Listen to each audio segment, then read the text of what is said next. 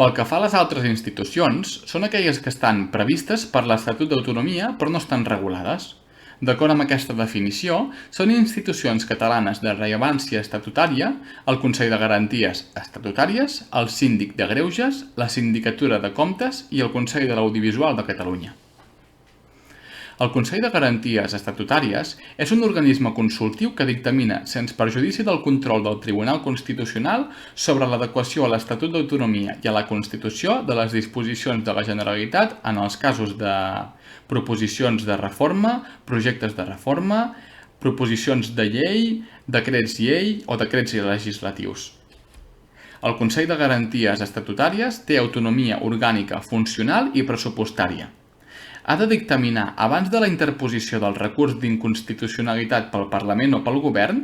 abans de la interposició de conflicte de competències pel Govern i abans de la interposició de conflicte en defensa de l'autonomia local davant el Tribunal Constitucional. El Consell de Garanties Estatutàries està format per membres nomenats pel President de la Generalitat entre juristes de reconeguda competència,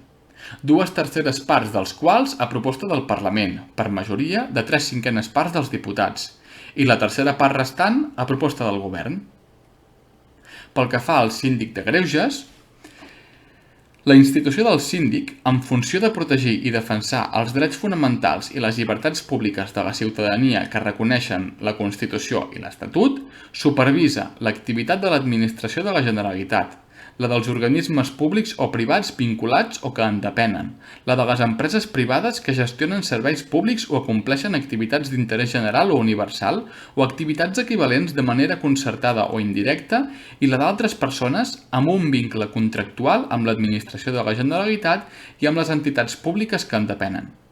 També supervisa l'activitat de l'administració local de Catalunya i la dels organismes públics o privats vinculats que en depenen. L'article 79 de l'Estatut estableix que el síndic de Greuges és elegit pel Parlament, per majoria de 3/5 parts dels seus membres. En el cas que, en el ple d'elecció que s'ha de convocar amb aquesta única finalitat, el candidat proposat no obtingui en la primera votació la majoria necessària, s'obre un termini d'1 mes per a presentar noves candidatures i es reinicia el procediment d'elecció. El mandat del síndic és de 9 anys, però pot ser separat del càrrec anticipadament per majoria de 3/5 parts del Parlament en cas de negligència notòria en el compliment de les obligacions del càrrec. Per ser síndic de Greuges s'ha de ser català, major d'edat i gaudir del ple ús dels drets civils i polítics. El càrrec de síndic és incompatible amb qualsevol altre càrrec polític o funció administrativa i amb qualsevol altra activitat professional, mercantil o laboral. El síndic de Greuges actua a iniciativa pròpia, a partir de la queixa d'un particular o de certes institucions o càrrecs. No pot investigar les queixes l'objecte de les quals es trobi pendent d'una resolució judicial i ha d'actuar cooperant amb el defensor del poble quan sigui requerit. El síndic pot formular a les autoritats i al personal al servei de l'administració recomanacions, suggeriments i recordatoris relatius a les seus deures legals, però en cap cas no pot modificar o anul·lar actes o resolucions administratives. El síndic de Greuges ha de presentar al Parlament un informe anual de la seva activitat. Pel que fa a la Sindicatura de Comptes, és l'òrgan de fiscalització extern de les comptes, de la gestió econòmica i del control d'eficiència de la Generalitat, dels ens locals i de la resta del sector públic de Catalunya. Les seves funcions són fiscalitzar l'activitat econòmico-financera del sector públic, analitzar les subvencions, els contractes subscrits per l'administració, la situació i les variacions del patrimoni de la Generalitat i les modificacions dels crèdits pressupostaris. La Sindicatura de Comptes depèn orgànicament del Parlament de Catalunya, però en l'exercici de les seves funcions ha d'actuar en submissió a l'ordenament jurídic i amb total independència respecte dels òrgans i els ens públics que són subjectes a la seva fiscalització.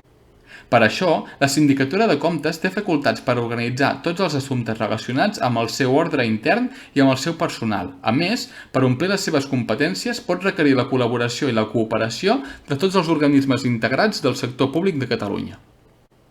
La Sindicatura ha de presentar una memòria anual de la seva actuació al Parlament, on ha de fer constar, si s'escau, les infraccions, els abusos o les pràctiques irregulars que ha observat i ha d'indicar la responsabilitat en què s'hagi incorregut i les mesures per exigir-la. El ple de la Sindicatura de Comptes està integrat per 7 síndics designats pel Parlament per majoria de 3/5 parts i nomenats per un període de 6 anys. El Consell de l'Audiovisual de Catalunya és l'autoritat reguladora independent en l'àmbit de la comunicació audiovisual, pública i privada, i actua en plena independència del Govern de la Generalitat en l'exercici de les seves funcions.